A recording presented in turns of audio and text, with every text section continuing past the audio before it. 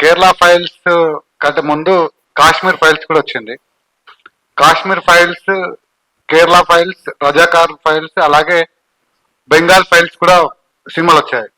ఇవన్నీ కూడా వామపక్ష భావజాలం ఉన్నటువంటి రాష్ట్రాల్లోనే ఈ ఫైల్స్ సినిమా పెట్టి ఫాల్స్ తీసుకొచ్చి ప్రజలని ఒక మభ్యపెట్టే విధంగా, అంటే అక్కడ లేనిపోయినది సృష్టించి ఫాల్స్ క్రియేట్ చేసి ఇవే కమ్యూనిస్టు పార్టీ ప్రభుత్వాలు జరిగినాయి, అలాగే వామపక్ష పార్టీ ప్రభుత్వంలో ఉన్నప్పుడు జరిగినాయి అని చెప్పేసి కొన్ని ఫాల్స్ ఘటనలు తీసుకొచ్చి వాళ్ళు చేసే డైరెక్టర్స్ కొందరు ఉన్నారు దేశంలో. దాంట్లో నెంబర్ 1 గా వివేక్ అగ్నిహోత్రి. ఈయన Kashmir files, Bengal files cinema చేశారు. తర్వాతకి ఇప్పుడు ఈ director Kerala story director Amarnath జా. ఈయన నార్త్ ఇండియాకి సంబంధించిన వ్యక్తి.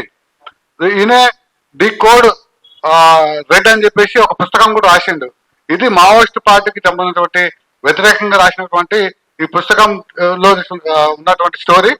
రాబోయే ఇప్పుడు సెప్టెంబర్ లో బస్తర్ ది రెడ్ అని చెప్పేసి సినిమా కూడా వచ్చింది.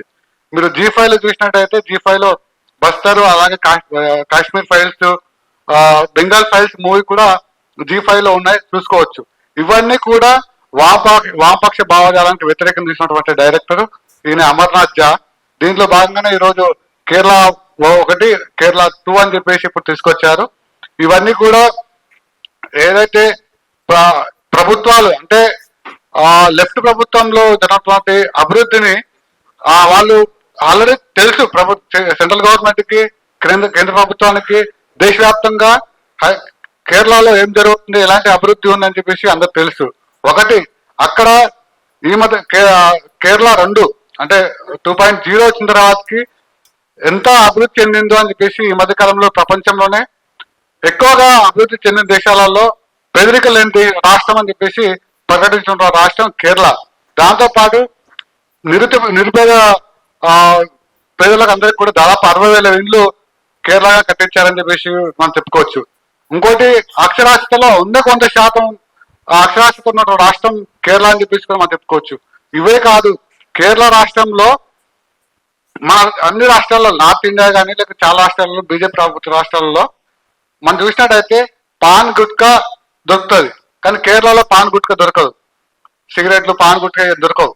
దాంతోపాటు అక్కడ కేరళలో ఏదైనా ఒక సీసీ రోడ్డు కానీ లేకుంటే ఒక హైవే రోడ్డు వేయాలనుకుంటే కంపల్సరీగా కేరళలో ఉన్నటువంటి కమిషనరు, అక్కడ ఎమ్మెల్యే, స్థానికంగా కార్పొరేటర్ ఎవరైనా కంపల్సరీ వచ్చి ఆ రోడ్ వేసే టైంలో ఎంత ఉండాలి, దాని సైజ్ ఎంత ఉండాలి, ఇది నాణ్యమైనదా కాదా అని చెప్పేసి అక్కడ పర్యటించే వ్యక్తులు రాష్ట్రంగా కేరళ ఉంది. అదొక్కటే కేరళ ఆదర్శంగా తీసుకోవచ్చు. ఎందుకంటే ఏ రాష్ట్రంలో కూడా, ఎగ్జాంపుల్ మన హైదరాబాద్ లో కూడా ఒక సీసీ రోడ్ వేసినాం అంటే ఆ సీసీ రోడ్ ఆ కార్పొరేటర్ వచ్చి ఇనాగ్రేషన్ చేసి వెళ్ళిపోతారు తప్ప 6 తర్వాతకి ఆ సీసీ రోడ్ దాని ఎంత సామర్థ్యం ఎంత ఉన్నది, ఎంత మాల్ పట్టింది అని చెప్పేసి తీసుకున్నటువంటి చర్యలు తీసుకున్నటువంటి ప్రభుత్వాలు ఎక్కడ ఏ రాష్ట్రంలో అని చెప్పేసి కూడా ఈ సందర్భం మనం అర్థం చేసుకోవచ్చు. అవే కాదు, అన్ని రకాలుగా ఇంటర్నెట్ విషయంలో కానీ లేకుంటే ఎడ్యుకేషన్ విషయంలో కానీ అక్కడ కూలీలకి రోజుకి 800 నుంచి 1,500 వరకు కూలీలు అక్కడ సంపాదించిన పరిస్థితి మనం చూస్తున్నాము. ఇది ఏ రాష్ట్రంలో కూడా లేదు, ఓన్లీ కేరళలో ఉందని చెప్పేసి కూడా మనం ఈ సందర్భంగా తెలుసుకోవచ్చు. ఇవన్నీ కాదు, కేరళ రాష్ట్రం ప్రతి ఒక్కదానికి ఆదర్శంగా ఉందని చెప్పేసి కూడా తెలియజేస్తూ ఈ అవకాశం ఇచ్చినటువంటి SFI DYF రాష్ట్ర కమిటీ వారికి ధన్యవాదాలు ఫ్రెండ్స్.